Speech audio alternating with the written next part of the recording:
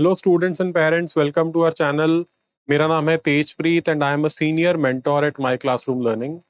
तो जैसे कि बच्चों आप सबको पता है कि आपकी जो नीट की ओएमआर शीट्स हैं, प्रोविजनल आंसर की एंड रिकॉर्डेड रिस्पॉन्सेज, ये तीनों चीज़ें जो है वो अपलोड कर दी गई हैं ऑफिशियल वेबसाइट nta.neet.nic.in पे। तो आज हम बात करने वाले हैं कि किन किन चीज़ों का ध्यान रखने की ज़रूरत है ये 2 दिन के लिए। डेडलाइन आप सबको पता है कि 2 सितंबर की जो है वो डेडलाइन है। रात को 11:50 PM तक आपने जो भी एक्शन लेना है अगर आप चैलेंज करना चाहते हैं, राइट।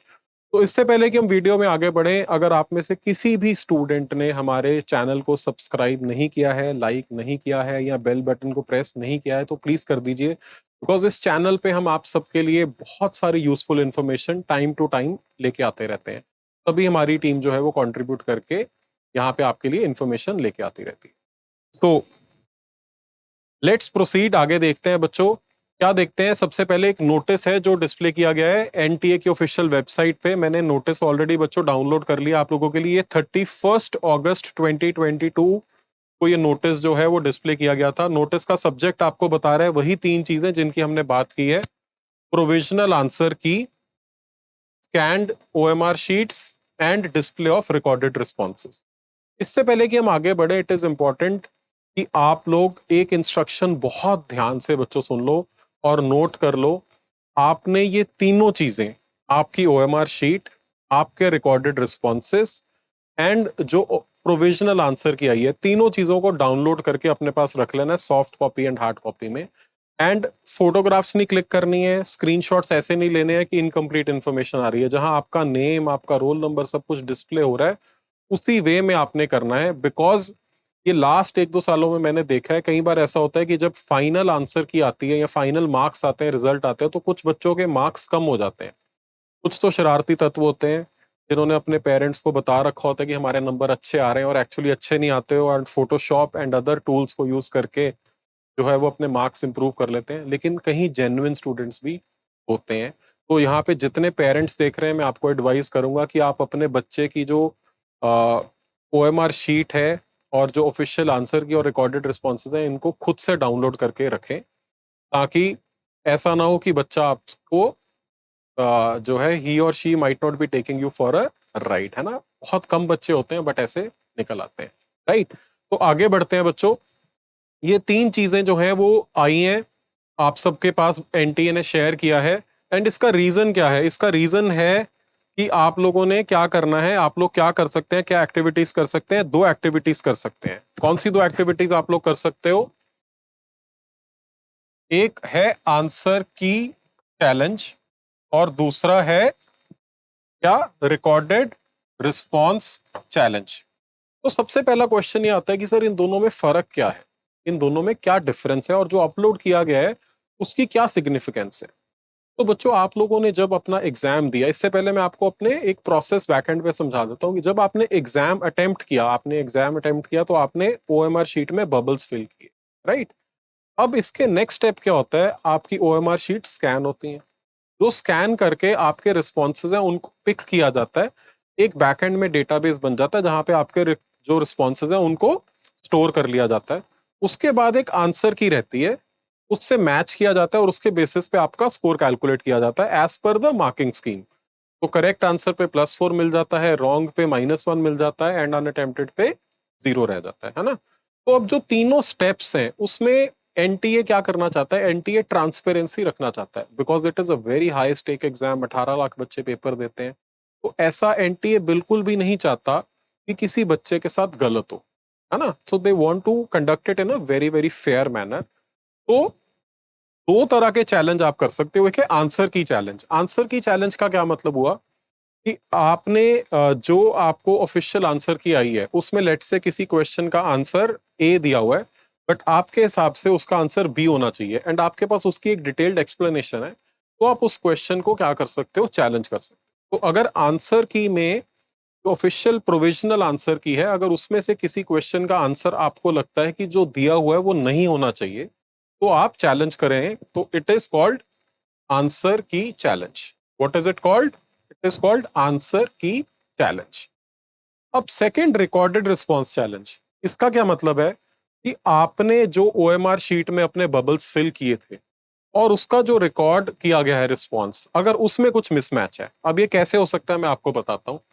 आप यहाँ पे देखो, लेट से आपका जो ऑप्शन दी जाती है तो इस तरह से 4 बॉक्स बच्चों बने होते हैं ना, 4 बॉक्स बने होते हैं ए बी सी डी के लिए। मान लो आपने इसको सर्कल कर दिया, लेकिन यहां पे भी डॉट लग गया, गलती से कई बार लग जाता है। अब एक्चुअली आपका रिस्पॉन्स जो है वो 2 पकड़ा जाना चाहिए था, बट गलती से वहां पे 3 पकड़ा गया। तो अब आपने तो ये मार्क किया था, ये आपका आंसर नहीं होना चाहिए, बट मशीन है, सॉफ्टवेयर है, गलती हो सकती है। तो उसको चैलेंज अगर आप करना है तो आप कह सकते हैं कि जी ये नहीं है, हमारा एक्चुअल आंसर 2 होना चाहिए था। तो इसको क्या कहेंगे हम, इसको कहा जाएगा रिकॉर्डेड रिस्पॉन्स चैलेंज, है ना। तो आपको हर स्टेज पे अपॉर्चुनिटी दी जा रही है कि आप अपने आप को डिफेंड कर सकते हैं। हाँ, एक चीज नहीं आप डिफेंड कर पाओगे, अगर कोई बच्चा सोचे जी मैंने इसका आंसर जो है वो 3 सोचा था, गलती से 2 मार्क कर दिया, तो एनटी आपकी कोई मदद नहीं कर सकता। जो आपने मार्क किया हुआ है उसके बेसिस पे आपको चेंज करने का चांस मिलेगा। अगर आपने सोचा था, आप 2 में कंफ्यूज्ड थे, तो उस केस में NTA is definitely not going to help you. तो कोई उम्मीद ऐसी मत रखना कि जो हमने ओएमआर शीट पे मार्क किया है वो भी गलत है। अगर ओएमआर शीट पे मार्क्ड कोई चीज गलत है, then nobody can help. Clear है बच्चों? तो देखते हैं बच्चों क्या प्रोसेस है ना। प्रोसेस समझते हैं क्या है। एक तो जैसे कि आप देख सकते हो कि क्या लिखा हुआ है यहाँ पे, कि जो डेडलाइन है वो है 2 सितंबर एंड अप टू 11:50, जो मैं ऑलरेडी आप लोगों से शेयर कर चुका हूं कि ये एक डेडलाइन है जहां तक कि आप इसको चैलेंज कर सकते हैं। ठीक है।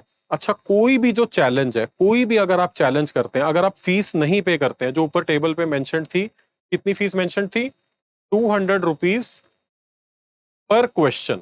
आप जितने क्वेश्चंस को चैलेंज करते हो, 200 रुपीज पर क्वेश्चन।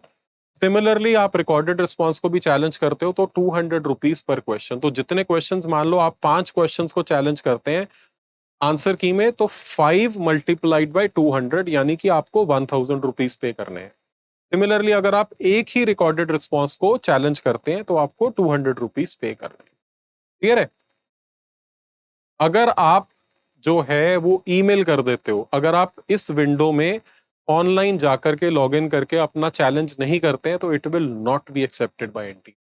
बड़ा क्लियरली ये मेंशन्ड है, challenges will not be accepted through any other mode. किसी भी और मोड से चैलेंज जो है वो एक्सेप्ट नहीं किया जाएगा। राइट? अब आपने चैलेंज कर दिया तो इट इज नॉट नेसेसरी, ऐसा जरूरी नहीं है कि अगर आपने चैलेंज कर दिया तो वो आपका जो है वो चैलेंज एक्सेप्ट हो गया।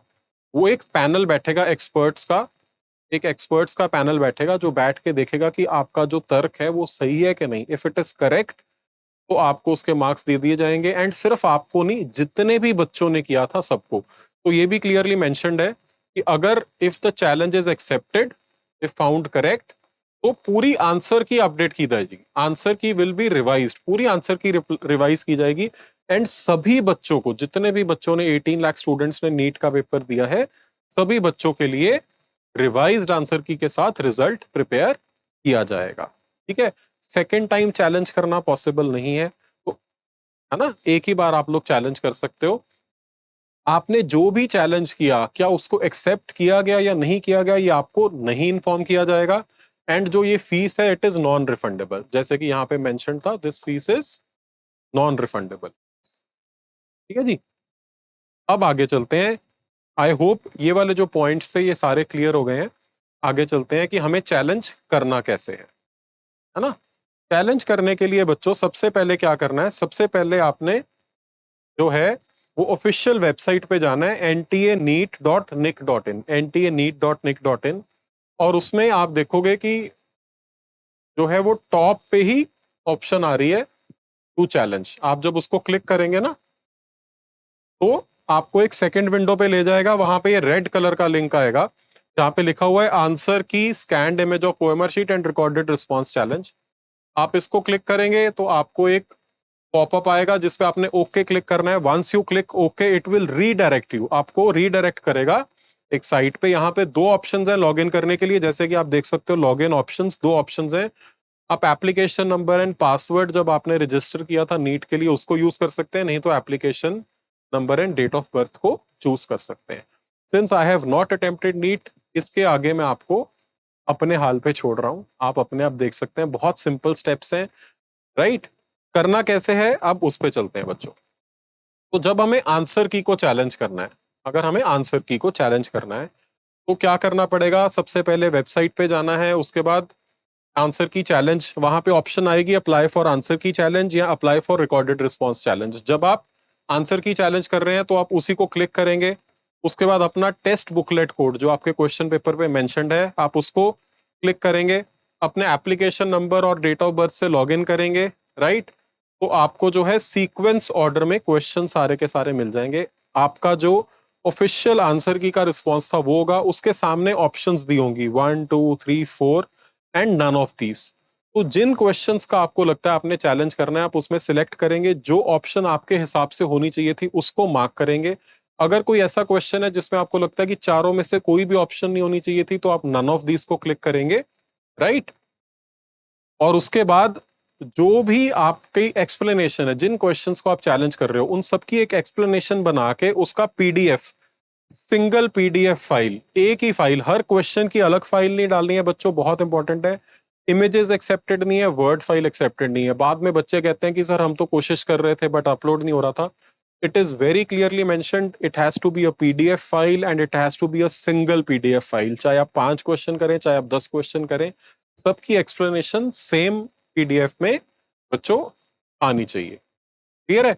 और उसके बाद आपको बोला जाएगा सेव योर क्लेम एंड पे द फीस। तो आपने फीस पे करनी है, जब आपकी फीस पे हो जाएगी उसके बाद जो है वो आपका एक्सेप्ट किया जाएगा एंड उसके बाद आप लोगों ने क्या करना है, उसकी रिसिप्ट अपने पास डाउनलोड करके रख लेनी है। ठीक है ना, रिसिप्ट तभी आएगी जब आपकी पेमेंट एक्सेप्ट कर ली जाएगी। तो सेल्फ एक्सप्लेनेटरी है, इसमें कोई कंफ्यूजन वाली बात नहीं है, कहीं पे गलती होने का कोई स्कोप नहीं है। फटाफट से बच्चों देख लेते हैं इसी के आगे कि अगर हमें किसको चैलेंज करना है, हमारे रिकॉर्डेड रिस्पॉन्सेस को, या जो हमारी ओएमआर शीट है उस पे अगर कोई मार्क है, उस पे कोई ग्रेडिंग है, उस पे अगर कोई ऐसा निशान है जिसको पिक कर लिया गया तो उसको। अगेन सेम स्टेप्स हैं, हमें एनटीए वाली वेबसाइट पे जाना है, लॉगिन करना है, लॉगिन करने के बाद बच्चों ऑप्शंस आएंगी, ऊपर आ रही होगी आंसर की चैलेंज की, फिर आएगा ओएमआर चैलेंज। तो ये जो आपके रिकॉर्डेड रिस्पॉन्सेस हैं this will come under OMR challenge, हमने इसको क्लिक करेंगे।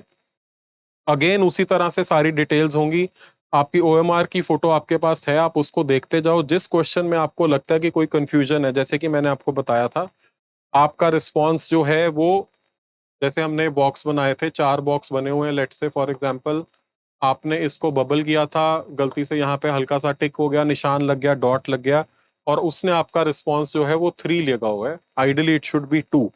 तो आगे 1 2 3 4 करके ऑप्शन आएगी, आप वहां पे 2 को सिलेक्ट कर लें, आप वहां पे क्या करें, आप वहां पे 2 को सिलेक्ट कर लें सो दैट आपका जो रिस्पॉन्स है उसका चैलेंज क्लियरली मेंशन हो जाए।